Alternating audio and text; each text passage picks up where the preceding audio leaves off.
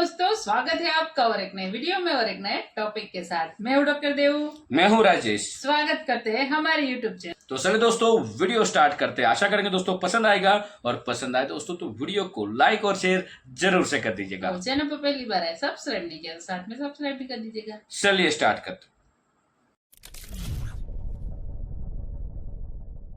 नमस्कार and welcome you all to study IQ. मैं हूं प्रशांत धवन। नाउ रिसेंटली आपने इस टॉपिक से रिलेटेड बहुत सारे आर्टिकल्स देखे होंगे, नहीं देखे तो मैं आपको दिखा देता हूं। बहुत ही इंटरेस्टिंग टॉपिक है। ग्लोबल मीडिया, इंडियन मीडिया, हर जगह इस पर बात की जा रही है कि इंडिया का स्टांस 4 साल बाद भी नहीं बदला।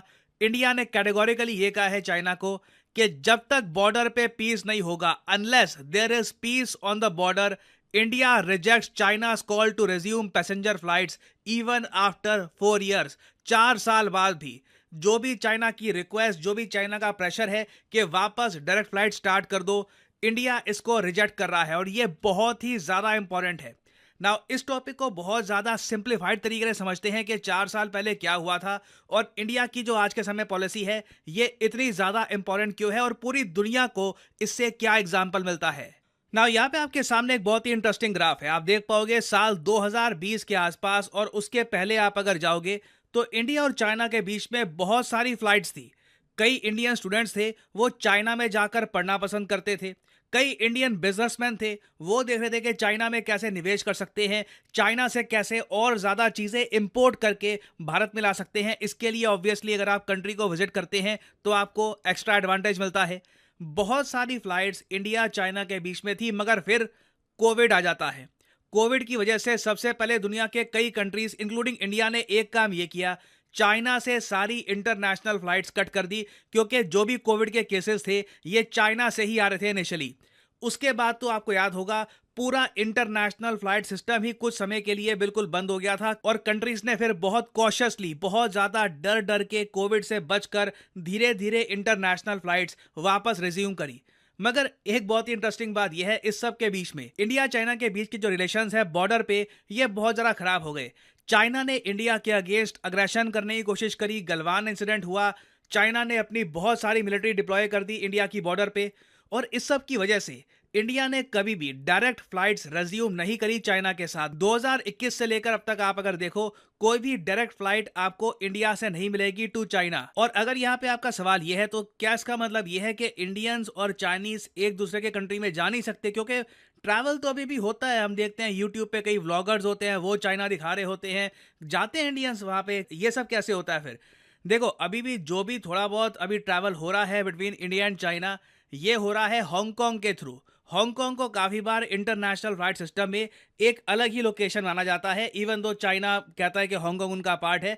तो इंडिया से कोई फ्लाइट अगर जा रही है बीजिंग में तो सीधा दिल्ली से बीजिंग नहीं जाती। दिल्ली से बीजिंग अगर डायरेक्टली जाए तो फ्लाइट का टाइम होगा 6 घंटे के आसपास। अभी फ्लाइट पहले जाती है हांगकांग में, उसके बाद जाती है बीजिंग में, जिसकी वजह से जो टोटल फ्लाइट का टाइम है ये 10-12 घंटे भी चला जाता है। और अगर यहाँ पे आप सवाल ये पूछ रहे हैं कि मगर चाइना क्यों चाहेगा कि इंडिया के साथ डायरेक्ट फ्लाइट्स वापस स्टार्ट हो जाए, ये लॉजिक समझ नहीं आया। चाइना भी हमसे रूठा हुआ नहीं है। नहीं, देखिए, चाइना बहुत ज़्यादा एक प्रैक्टिकल कंट्री है। ये लोग अपने गोल्स, अपने ऑब्जेक्टिव्स देखते हैं। और याद रखिएगा, मैंने आपको काफ़ी टाइम पहले एक वीडियो में बताया था कि चाइना एक बॉइलिंग फ्रॉग स्ट्रैटेजी के हिसाब से काम कर रहा है। चाइना अपनी तरफ से अग्रेशन करेगा और उसके बाद एक्ट करेगा जैसे कुछ हुआ ही नहीं है, एवरीथिंग इज नॉर्मल। यही है बॉइलिंग फ्रॉग स्ट्रैटेजी कि मेंढक को उबलते हुए पानी में आप डाल दो और आसपास वातावरण ऐसे रखो कि सब कुछ नॉर्मल है, कुछ चेंज ही नहीं हुआ है। और अगर चाइना के पर्सपेक्टिव से अगर हम देखें तो इन्हें इंडिया से डायरेक्ट फ्लाइट्स बहुत ज़्यादा इंपॉर्टेंट है, क्योंकि इंडिया से बहुत सारे टूरिस्ट ये जा सकते हैं चाइना में। और ये बात सिर्फ मैं नहीं कह रहा, आप अगर फॉरेन मीडिया भी देखोगे ना तो उन्होंने भी यही बात लिखी है अपने आर्टिकल्स में कि कोविड के टाइम से लेकर अब तक चाइना की जो टूरिज्म मार्केट है ये वापस रिकवर नहीं कर पाई। और यहाँ पे आप देख पाएंगे बीबीसी का आर्टिकल, चाइना में जो डोमेस्टिक टूरिज्म है ये तो बढ़ रहा है, मतलब बीजिंग का आदमी जा रहा है वुहान में, वुहान का आदमी जा रहा है शंघाई में। अंदर जो इनका इंटरनल टूरिज्म है ये बढ़ रहा है, मगर फॉरेनर्स अभी भी चाइना नहीं जा रहे, जिसकी वजह से चाइना की टूरिज्म इंडस्ट्री को नुकसान हो रहा है। नाउ इस नुकसान की भरपाई करने का एक बहुत ही अच्छा तरीका चाइना को ये पता है, इंडियंस को ले आओ।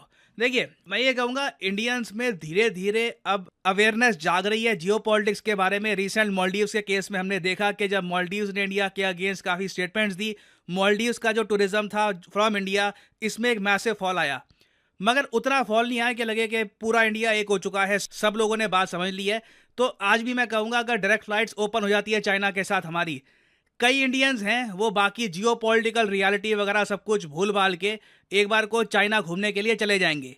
तो हम लोग ऑब्वियसली ये नहीं चाहेंगे कि चाइना की जो टूरिज्म इंडस्ट्री है ये वापस रिवाइव हो जाए और चाइना की बॉइलिंग फ्रॉग स्ट्रैटेजी काम कर जाए। देखो, चाइना की जो बॉइलिंग फ्रॉग स्ट्रैटेजी है तभी काम करेगी अगर हम भी ये बात एक्सेप्ट कर लेंगे कि जो गलवान में हुआ ये नॉर्मल है, जो चाइना बॉर्डर पे कर रहा है ये नॉर्मल है।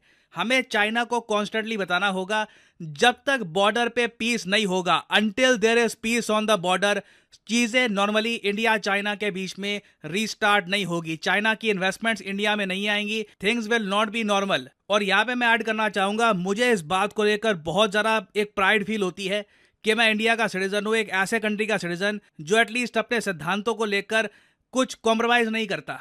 ऑस्ट्रेलिया का केस मैं आपको बताऊँ, मैं काफ़ी बार कह चुका हूँ, क्वाड कंट्रीज़ में अगर सबसे एक कमज़ोर देश है वो है Australia. Military point of view से नहीं, वैसे इनकी नीति पॉलिसी कहीं भी डगमगा जाती है। रिसेंटली क्या हुआ, चाइना के प्रीमियर ये गए ऑस्ट्रेलिया में, ऑस्ट्रेलियंस को कहा कि कम विजिट चाइना, फ्री वीज़ा दे दिया, इनको कहा कि वीज़ा फ्री एंट्री आपकी चाइना में, और बहुत सारी फ्लाइट शुरू कर दी ऑस्ट्रेलिया चाइना के बीच में। ऑस्ट्रेलिया खुश, और इस पर आप देखोगे रिसेंटली ही कुछ ही दिनों पहले ऐसे आर्टिकल्स पब्लिश हुए हैं कि चाइना बिल्कुल ऑस्ट्रेलिया को वू कर रहा है, उसको आकर्षित कर रहा है। ये एक अटेम्प्ट है ताकि क्वाड की कोऑपरेशन और ज़्यादा कमज़ोर हो जाए, क्योंकि as I said earlier, Quad का सबसे वीकेस्ट लिंक अगर कोई देश है तो वो है ऑस्ट्रेलिया। एटलीस्ट मैं कहूँगा जब तक इनकी जो ऑकस सबमरीन्स हैं, न्यूक्लियर सबमरीन्स, वो बनती नहीं है, तब तक ऑस्ट्रेलिया एक वीक कंट्री ही मानूंगा मैं। इनकी आप कह लीजिए एक प्रॉपर स्ट्रैटेजी नहीं है रिगार्डिंग चाइना। इंडिया ने आप अगर देखो तो एक बहुत अच्छा डिसीजन लिया है डायरेक्ट फ्लाइट्स रेज्यूम ना करके। और यहाँ पे मैं आपसे जानना चाहूँगा आपका ओपिनियन, क्या आपके हिसाब से जो इंडिया की रणनीति है ये ठीक है, या फिर आप मानते हैं एक टाइम पे आके देखिए आगे बढ़ना होगा, 4 साल हो गए, जो बीत गया सो बीत गया, चाइना के साथ वापस रीस्टार्ट करनी चाहिए? लिखिएगा इसके बारे में कमेंट सेक्शन में, आपका व्यू पॉइंट क्या है जो इंडिया कर रहा है आज के समय, इज इट राइट, या फिर जो स्ट्रैटेजी है इसमें चेंज होना चाहिए? I want to know your opinion, mention it in the comment section below. और फाइनली आपसे पूछूंगा एक बहुत ही interesting MCQ, International Yoga Day है आज, मोदी जी देश के प्राइम मिनिस्टर ये जम्मू कश्मीर में इंटरनेशनल योगा डे कर रहे हैं ऑब्जर्व। आपको बताना है कि इस डे का थीम क्या है, इस साल 2024 इंटरनेशनल योगा डे का थीम क्या है। ये है आपकी options, yoga for world peace, yoga for self and society. हमारे पास है।